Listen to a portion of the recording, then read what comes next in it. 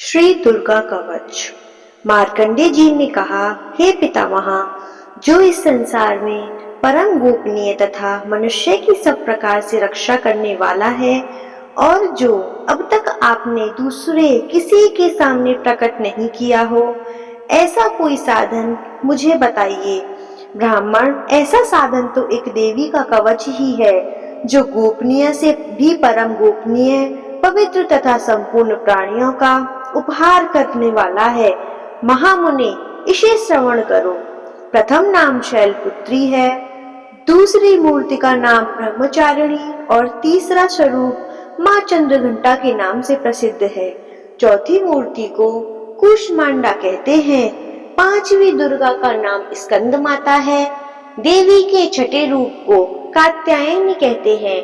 सातवां कालरात्रि और आठवां रूप महागौरी के नाम से प्रसिद्ध है। नवीं दुर्गा का नाम सिद्धिरात्रि है। ये सब नाम सर्वज्ञ महात्मा वेद भगवान ने द्वारा ही प्रतिपादित हुए हैं। ये सब नाम सर्वज्ञ महात्मा वेद भगवान के द्वारा ही प्रतिपादित हुए हैं। जो मनुष्य अग्नि में जल रहा हो, रणभूमि में शत्रुओं से घिर गया हो, विषम संकट में फंस गया हो तथा इस प्रकार भय से आतुर होकर जो भगवती माँ दुर्गा की शरण में प्राप्त हुए हों, उनका कभी कोई अमंगल नहीं होता। युद्ध समय संकट में पड़ने पर भी उनके ऊपर कोई विपत्ति नहीं दिखाई देती। उनके शोक, दुख और भाग्य की प्राप्ति नहीं होती। जिन्होंने भक्ति पूर्वक देवी का स्मरण किया है, उनका निश्चय ही अद्भुत होता है। देवेश्वरी, जो तुम्हारा चिंतन करते हैं, उनकी तुम निसंदेह रक्षा करती हो। चामुंडा देवी प्रेत पर आरूढ़ होती हैं, वाराही भैंसे पर सवार करती हैं, ऐंद्री का वाहन ऐरावत हाथी है, वैष्णवी देवी गरुड़ पर ही आसन जमाती हैं, माहेश्वरी वृषभ पर आरूढ़ होती हैं, कौमारी का मयूर है भगवान विष्णु की प्रतिमयता, लक्ष्मी देवी कमल के आसन पर विराजमान है और हाथों में कमल धारण किए हुए हैं। वृषभ पर आरूढ़ ईश्वरी देवी ने श्वेत रूप कर रखा है। ब्राह्मी देवी हंस पर बैठी हुई हैं और सब प्रकार के आभूषणों से विभूषित हैं। इस प्रकार ये सभी माताएं सब प्रकार की योग शक्तियों से संपन्न हैं। इनके सिवा और भी बहुत सी देवियां हैं जो अनेक प्रकार के आभूषणों की शोभा से युक्त तथा नाना प्रकार के रत्नों से सुशोभित हैं। ये संपूर्ण देवियां क्रोध से भरी हुई हैं और भक्तों की रक्षा के लिए रथ पर बैठी दिखाई देती है। ये शंख, चक्र, गदा, शक्ति, हल और मशूल, खेटक और तोमर, परशु तथा पाश, कुंत और त्रिशूल एवं उत्तम श्राद्ध धनुष आदि अष्ट शस्त्र अपने हाथ में धारण करती हैं। दैत्यों के शरीर का नाश करना, भक्तों को अभय दान देना और देवताओं का कल्याण करना, यही उनके शस्त्र धारण का उद्देश्य है। महान रौद्र रूप, अत्यंत घोर पराक्रम, महान बल और महान उत्साह वाली देवी, तुम महान भय का नाश करने वाली हो। तुम्हें नमस्कार है।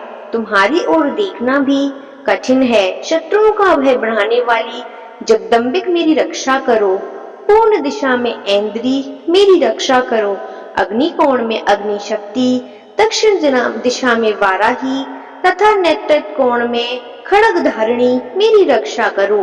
पश्चिमी दिशा में वारुणी और वायव्य कोण में मृग पर सवारी करने वाली देवी, मेरी रक्षा करो। उत्तर दिशा में कौमारी और ईशान कोण में शूलधारिणी देवी, मेरी रक्षा करो। ब्राह्मणी, तुम ऊपर की ओर से मेरी रक्षा करो और वैष्णवी देवी नीचे की ओर से मेरी रक्षा करो। इसी प्रकार शव को अपना वाहन बनाने वाली माँ चामुंडा देवी दसों दिशाओं में मेरी रक्षा करें। जया आगे से और विजया पीछे की ओर से मेरी रक्षा करें। वाम भाग में अजिता और दक्षिणा भाग में अपराजिता रक्षा करें। उद्योतनी शिखा की रक्षा करें। उमा मेरे मस्तक पर विराजमान होकर रक्षा करें। ललाट में माला धरी रक्षा करें और यशस्विनी देवी मेरी भौहों का संरक्षण करें। भौहों के मध्य भाग में त्रिनेत्रा और नथनों की यम घंटा देवी रक्षा करें। ललाट में मालाधारी रक्षा करें और यशस्विनी देवी मेरी बाहों का संरक्षण करें।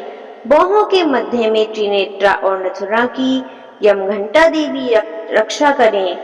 नासिका में सुगंधा और ऊपर के होठ में चर्चिका देवी रक्षा करें। नीचे के ओठ में अमृत कला तथा जिह्वा में सरस्वती रक्षा करें। कौमारी दांतों की और चंडिका कंठ प्रदेश की रक्षा करें। चित्र घंटा गले की घाटी और महामाया तालू में रहकर रक्षा करें। कामाक्षी ठोड़ी की और सर्वमंगला मेरी वाणी की रक्षा करें।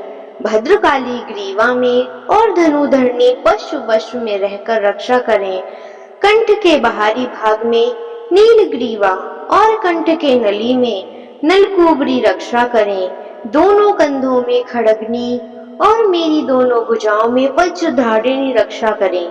दोनों हाथों में दंडिनी और उंगलियों में अंबिका रक्षा करें। शूलेश्वरी नखों की रक्षा करें। कुलेश्वरी कुष्ठी पेट में रहकर रक्षा करें। महादेवी दोनों स्तनों की और शोक विनाशिनी देवी मन की रक्षा करें। ललिता देवी हृदय में और शूर धारिणी उदर में रहकर रक्षा करें। नाभि में कामिनी और गुह भाग की गुहेश्वरी रक्षा करें। पूतना और कामिका लिंग की और महिषावर्दिनी गुदा की रक्षा करें। भगवती कटी भाग में और विंध्यवासिनी घुटनों की रक्षा करें। संपूर्ण कामनाओं को देने वाली महाबला देवी दोनों पिंडलियों की रक्षा करें।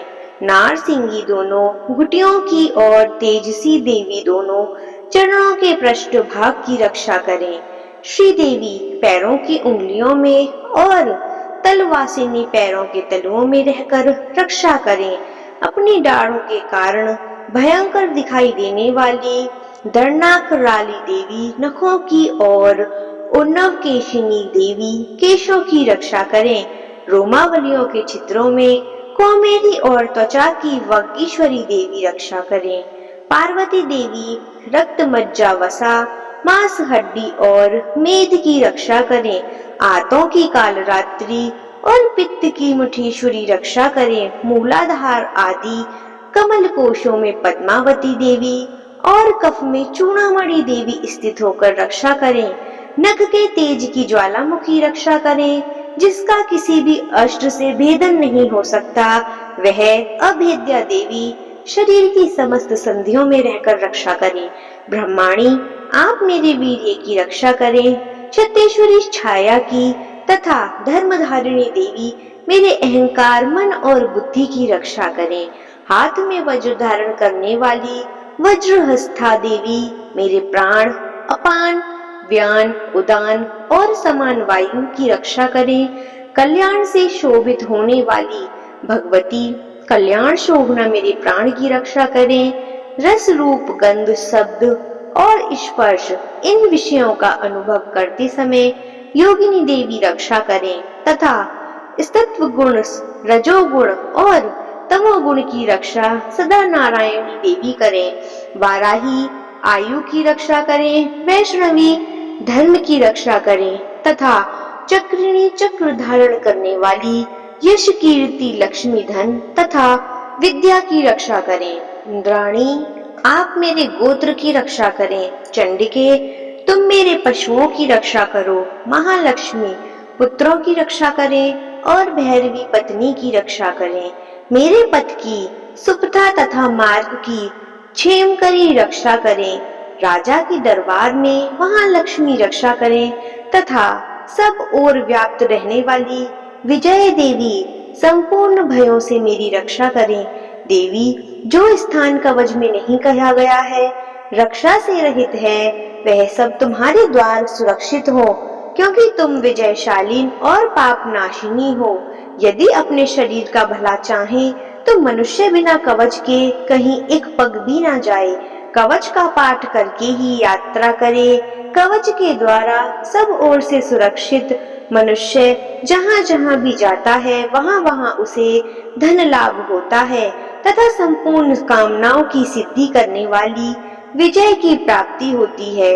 वह जिस जिस अभीष्ट वस्तु का चिंतन करता है उसको निश्चय ही प्राप्त कर लेता है। वह पुरुष इस पृथ्वी पर तुलना रहित महान ऐश्वर्य का भागी होता है।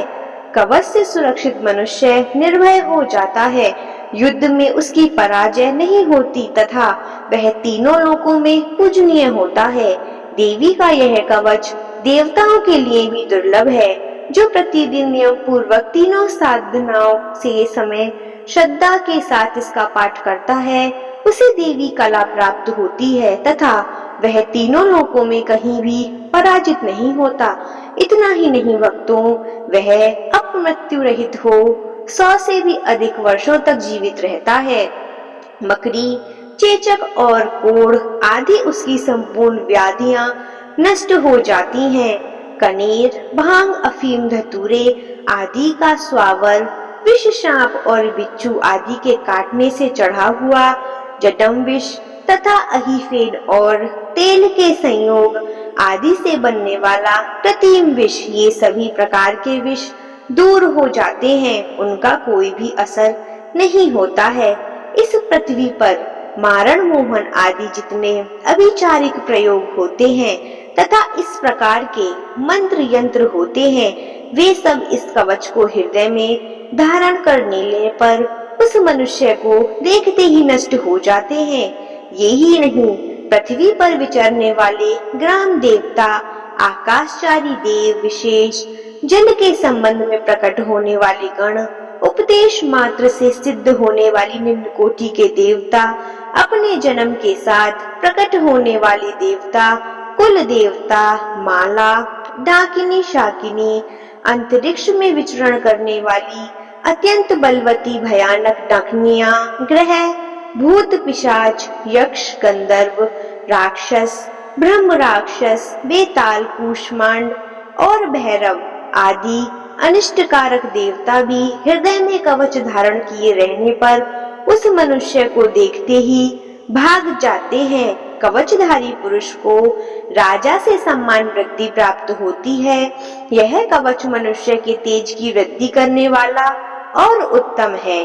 कवच का पाठ करने वाला पुरुष अपनी कीर्ति से विभूषित भूतल पर अपने श्वश के साथ साथ वृद्धि को प्राप्त होता है। जो पहले कवच का पाठ करके उसके बाद सप्तशती चंडी का पाठ करता है, उसकी जब तक वन, पर्वत और काननों सहित यह पृथ्वी टिकी रहती है, तब तक यहाँ पुत्र, पौत्र आदि संतान परंपरा बनी रहती है।